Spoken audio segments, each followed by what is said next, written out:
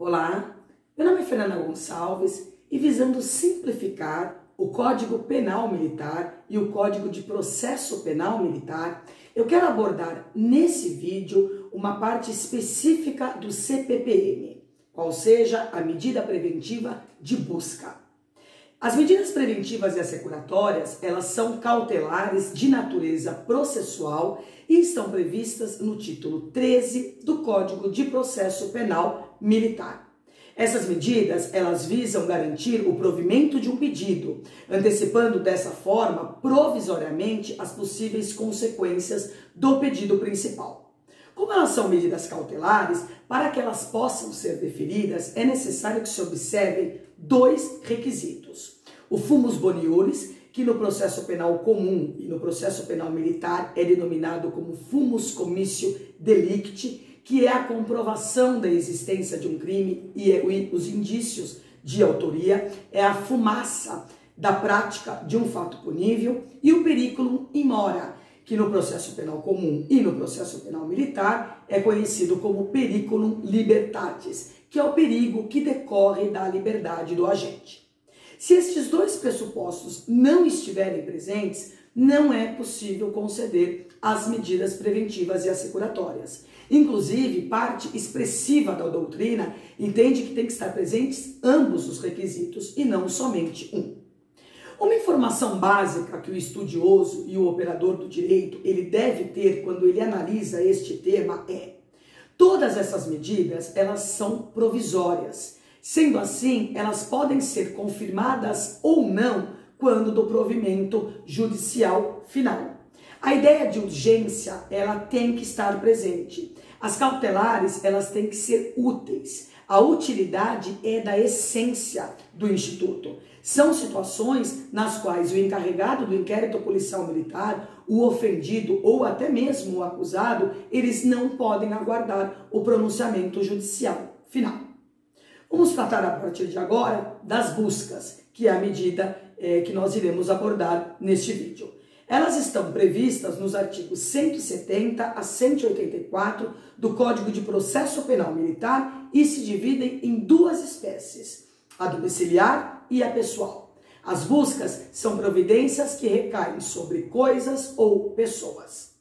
É interessante mencionar que a busca e a apreensão, elas são medidas diversas. É muito comum na prática nós nos depararmos com a menção da medida cautelar de busca e apreensão, como se fosse uma única medida.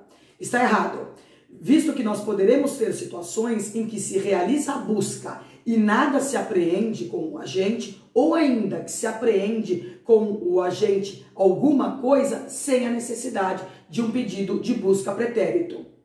Sendo assim, a análise e o estudo destas duas medidas, elas devem ser feitas de maneira separadas, embora, na maioria das vezes, a apreensão decorre da busca.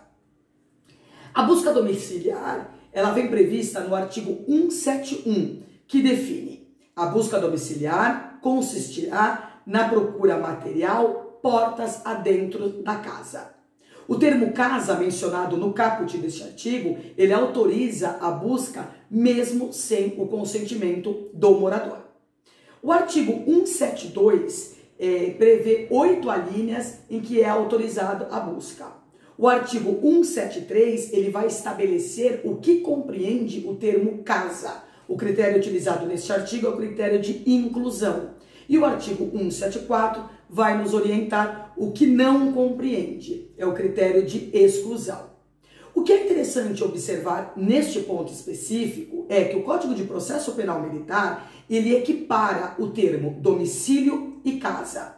No ordenamento jurídico nacional, esses termos, normalmente, eles são utilizados com significado diverso, sendo que o domicílio é o local onde a pessoa se estabelece com ânimo definitivo de permanência, enquanto casa é sinônimo de residência, o local onde a pessoa ela pode ser encontrada sem este ânimo de definitividade. Por exemplo, uma casa de veraneio que a pessoa passa os seus finais de semana. Para uma correta compreensão do tema, é necessário que se observe o disposto no artigo 5º, inciso 11 da Constituição Federal, que preconiza: a casa é asilo inviolável do indivíduo, ninguém nela podendo penetrar sem o consentimento do morador, salvo em caso de flagrante delito ou desastre, ou para prestar socorro, ou durante o dia por determinação judicial. Nós podemos verificar que o termo casa, sob a ótica constitucional, ele é muito mais abrangente do que o previsto no Código de Processo Penal Militar. Motivo pelo qual a doutrina entende que tem que ser observado o mandamento constitucional quando for definir o conceito de casa, tendo em vista que a Constituição Federal é a lei maior do nosso ordenamento jurídico. Se eventualmente ocorrer a violação de domicílio, estará caracterizado o crime militar previsto no artigo 226 do Código Penal Militar, que dispõe entrar ou permanecer clandestinamente ou astuciosamente ou contra a vontade expressa ou tácita de quem de direito em casa alheia ou em suas dependências. A pena combinada para esse crime é de detenção até 3 meses. Algumas questões, elas devem ser enfrentadas quando nós abordamos o conceito casa. São elas: primeiro, a casa ela deve ser ocupada pelo morador? Não, a resposta ela é negativa. De acordo com o artigo 173, a linha A, o compartimento tem que ser habitado, o que significa dizer que mesmo que o morador esteja ausente, o local ele deve ser respeitado e não pode ser violado. Lembrando que na norma penal militar não se exige a efetiva lesão à intimidade. A potencialidade de lesão já basta. A inviolabilidade de domicílio é um crime de perigo. Uma segunda questão: os quartéis e alojamentos são considerados casa na acepção processual penal militar e constitucional? Também não. A resposta ela é igualmente negativa. Lembrando que casa é o local onde a pessoa ela busca o seu refúgio, o seu descanso. E justamente por isso é que a intimidade ela deve ser preservada. Os prédios da administração pública, eles não se prestam a esse objetivo. Neles, os militares, eles promovem o cumprimento de suas missões, não se confundindo desta forma com a sua casa. Uma terceira questão: e a situação das vilas militares? Elas também, então, não são consideradas casa? Neste ponto, repousa uma exceção. As residências ocupadas com este caráter estão tuteladas pela norma constitucional e são considerados compartimentos habitados. Então, as vilas militares são consideradas, para fins de leis, a residência dos militares. O mesmo entendimento ele deve ser aplicado ao quarto de hotel de trânsito ocupado. Uma quarta questão: e o escritório do advogado? É considerado casa para fins de proteção constitucional? A inviolabilidade do escritório do advogado, ele está amparado pela Lei 8.906, de 4 de julho de 1994, que é o Estatuto da Ordem dos Advogados do Brasil. E desde logo, já convém informar que esta inviolabilidade, ela não é absoluta. A inviolabilidade, ela não se estende quando o próprio advogado estiver sendo investigado. O mandado de busca, neste caso, para que ele seja válido, ele tem que observar algumas peculiaridades. Ele tem que ser específico e pormenorizado e deve ser cumprido na presença de um representante da Ordem dos Advogados do Brasil. Uma outra questão é: e na hipótese do consentimento do morador, se existirem 2 ou mais moradores, ambos precisam consentir? O que acontece em caso de divergência? Um autoriza o ingresso na residência e o outro não. A situação ela deve se resolver pelo não ingresso no domicílio. A regra que tem que ser observada é que a busca ela tem que ser realizada durante o dia, com mandado judicial, salvo para acudir às vítimas de crime ou desastre. Essa disposição está contida no artigo 175 do CPPM. No caso de flagrante delito, é autorizado também o ingresso sem o mandado e durante a noite. A linha F do artigo 172 autoriza a busca para apreender correspondência destinada ao acusado ou em seu poder, desde que haja fundada suspeita de que o conhecimento do seu conteúdo possa ser útil à elucidação do fato. Com relação a essa norma, o que tem que ser observado novamente é o disposto no artigo 5º, inciso 12 da Constituição Federal, que dispõe: é inviolável o sigilo da correspondência e das comunicações telegráficas, de dados e das comunicações telefônicas, salvo, no último caso, por ordem judicial, nas hipóteses e na forma que a lei estabelecer para fins de investigação criminal ou instrução processual penal. Sendo assim, parcela expressiva da doutrina entende que este dispositivo legal ele não foi recepcionado pela Constituição Federal de 1988. Para quem defende a recepção, o faz com base no princípio da proporcionalidade. É preciso sopesar, no caso concreto, qual valor deverá preponderar. O Supremo Tribunal Federal já decidiu, inclusive, neste sentido. A administração penitenciária, com fundamento em razões de segurança jurídica, de disciplina prisional ou de preservação da ordem pública, pode, sempre excepcionalmente, proceder à interceptação da correspondência remetidas ao sentenciado. Esse é o julgamento do habeas corpus 70.814/5 de São Paulo, cuja relatoria foi do ministro Celso de Mello. E tem que se observar também aqui o disposto na LEP, que é a Lei 7.210 de 1984.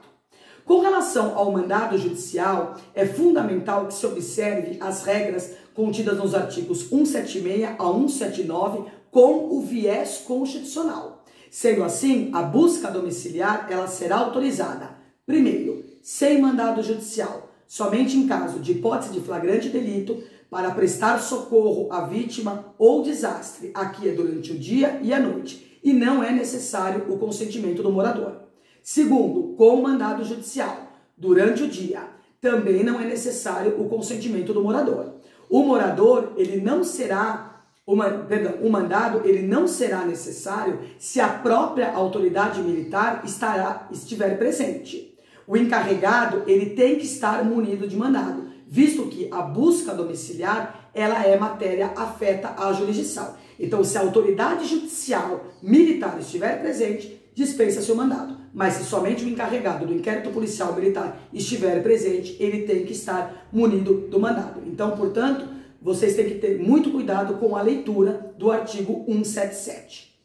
Com relação ao conteúdo do mandado, especificamente a disposição contida na linha A do artigo 178 do CPPM, qual é a abrangência da expressão o mais precisamente possível?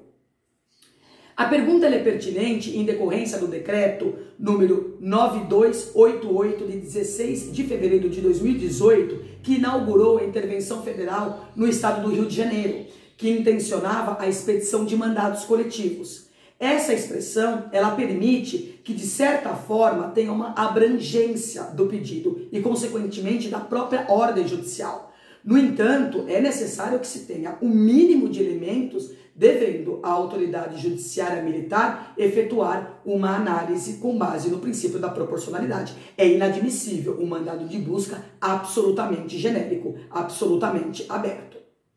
Pertinente ao rompimento de obstáculo, que é a norma contida no artigo 179, parágrafo 1º, ele deve ser lido como o menor dano possível à coisa. E se a casa estiver habitada no momento do cumprimento do mandado de busca, se faz necessária a observância da dignidade da pessoa humana.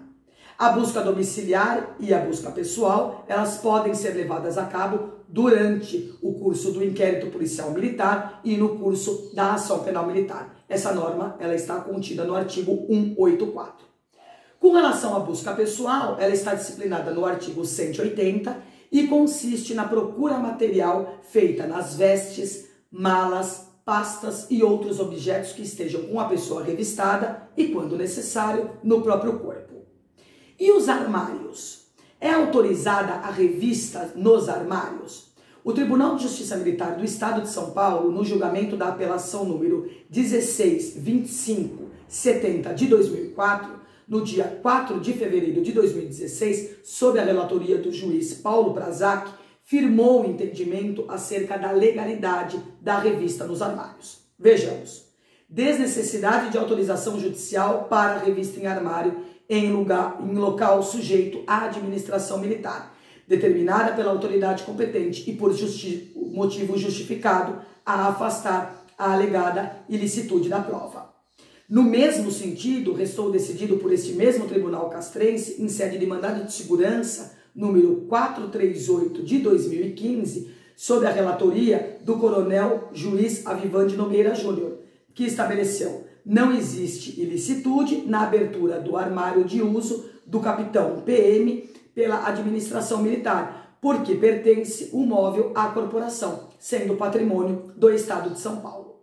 Uma interessante questão que nós podemos abordar é a seguinte: e a revista em mulher? Como ela é disciplinada? O artigo 183 do CPPM estabelece: a busca em mulher será feita por outra mulher se não importar retardamento ou prejuízo da diligência.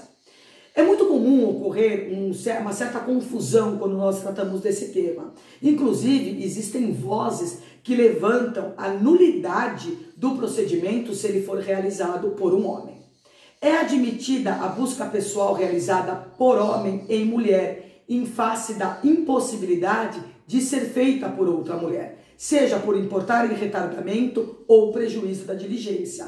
Irá responder por abuso de autoridade quem, injustificadamente, proceder à revista sem a observância aos dispositivos legais ou de forma humilhante, abusiva ou com violência.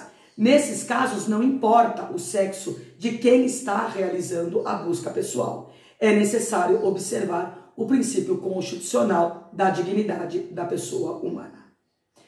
Essas eram as considerações que eu tinha para fazer acerca da medida de busca prevista no Código de Processo Penal Militar.